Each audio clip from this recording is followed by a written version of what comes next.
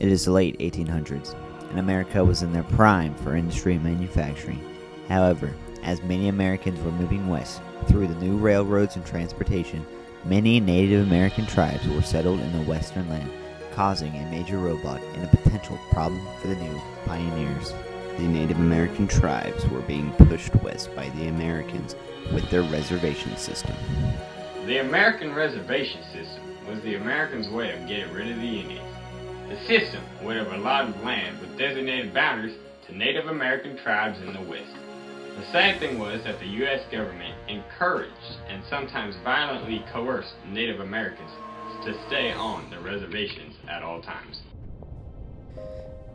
Sadly, with this system causing many tribes to fight for the limited resources, many Native Americans would start to expand in parts of Kansas and Nebraska, which would be known as the Indian Territory. With the system not working as the Americans hoped, the Indians would settle in the Indian Territory, which was beyond their boundaries. Having said this, I can assure you that the government would not be happy.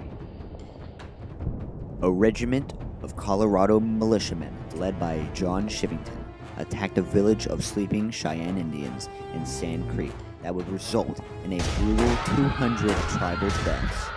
This would be forever known as the Sand Creek Massacre. There was many things that would cause such tensions between the Indians and Americans, one of which was the Fetterman Massacre. A group of Sioux Indians ambushed Fetterman's army and killed 82 soldiers. As word of gold in the Dakota Mountains struck, one man would break the boundaries. His name, General George Custer. When he arrived at the mountains with his 7th Cavalry, he was shocked by the Indians that he was about to face, being outnumbered 15-1.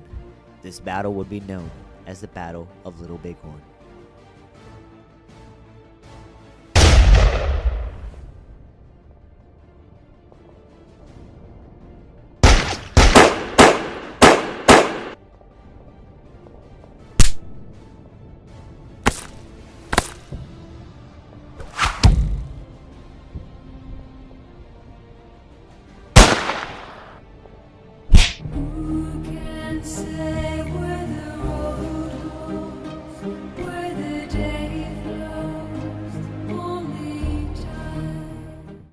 George Custer was the U.S. general who commanded his army at the Battle of Little Bighorn.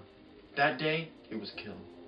This would cause a nationwide hatred toward the Native Americans, thus leading to full military action towards the disobedient Native Americans, such as the Battle of Wounded Knee was a massacre of Native Americans for practicing outlaw rituals like the Sundance. This was the last battle of the Indian Wars. After finally settling peace, America would enact the Dawes Severalty Act of 1887. The Dawes Severalty Act dismantled American Indian tribes, set up individuals as family heads with 160 acres, and tried to make rugged individualists out of Indians. And they attempted to assimilate the Indian population into that of the American life.